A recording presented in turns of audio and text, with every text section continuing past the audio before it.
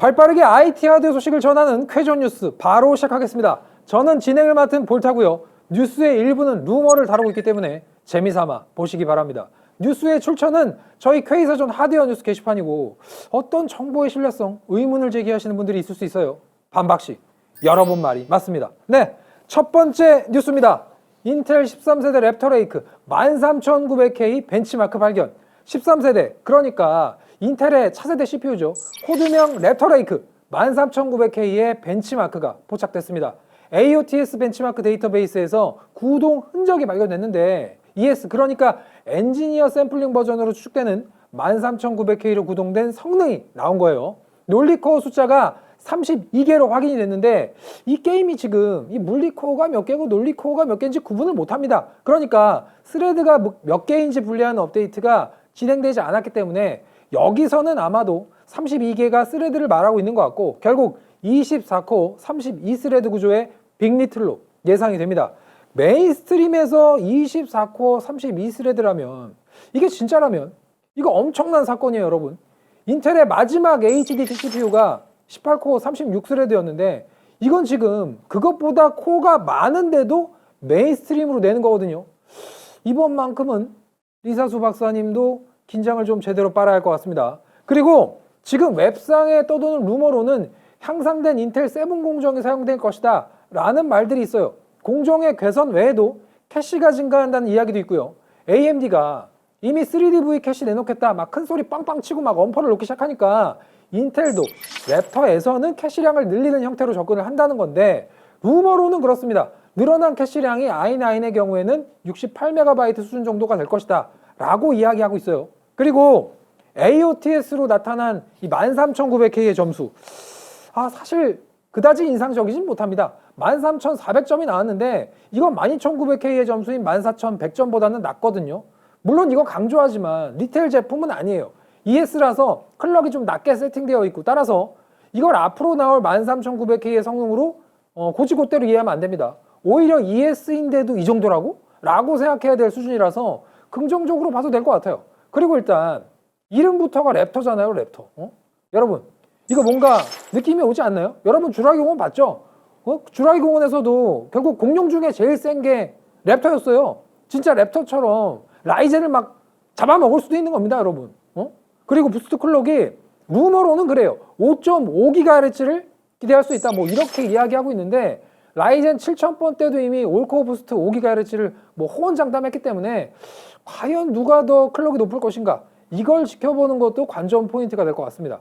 개인적으로 저는 이 CPU 회사 중에서 인텔과 AMD 중에서는 솔직히 저는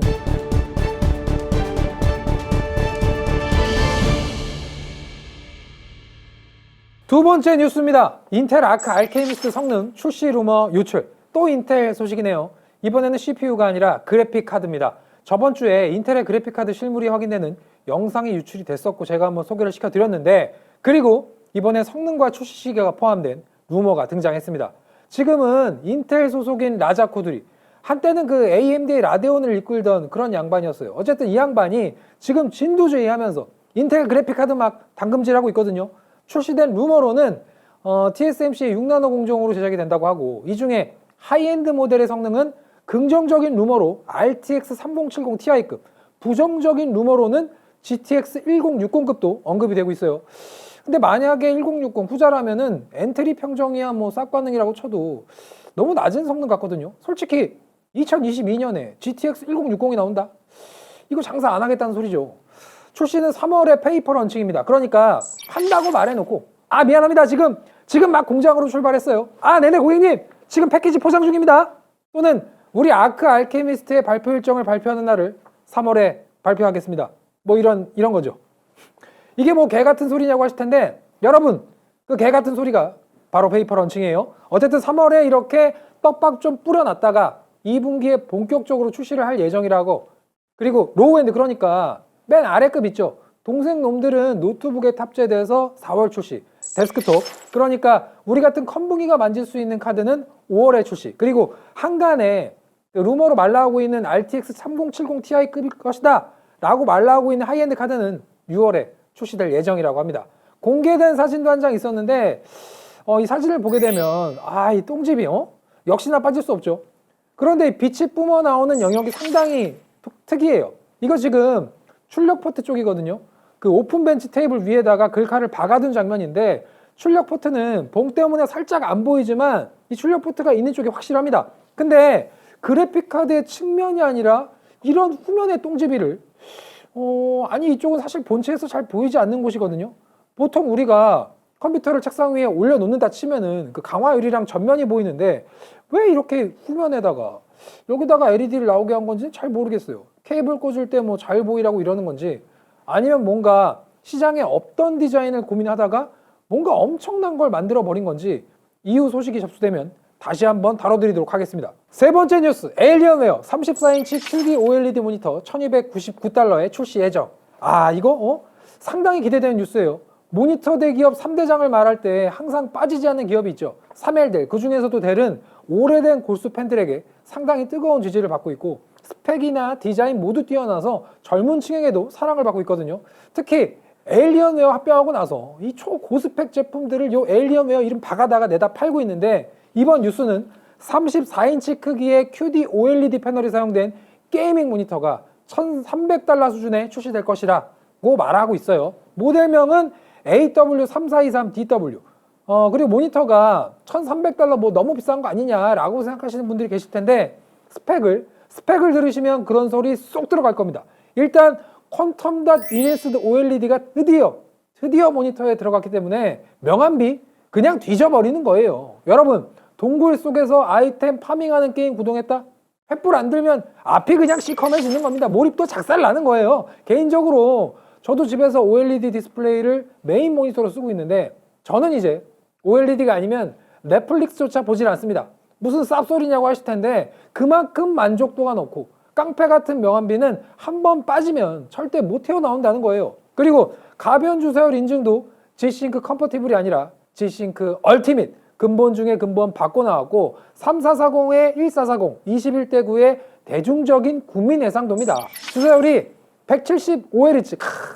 거기에 뭐 응답 속도가 뭐 그 어떤 기업처럼 뭐 무슨 모드 다 키고 이 고스트가 뜨는데도 1ms라고 주장하는 게 아니라 그냥 패널빨로 G2G 기준 0.1ms가 나옵니다. 한마디로 21대 9 비율의 게이밍 모니터로는 해상도가 살짝 아쉬운 것 빼고 진짜 마니아들이 막 침 질질 흘릴 만한 그런 제품이 나온다는 거예요.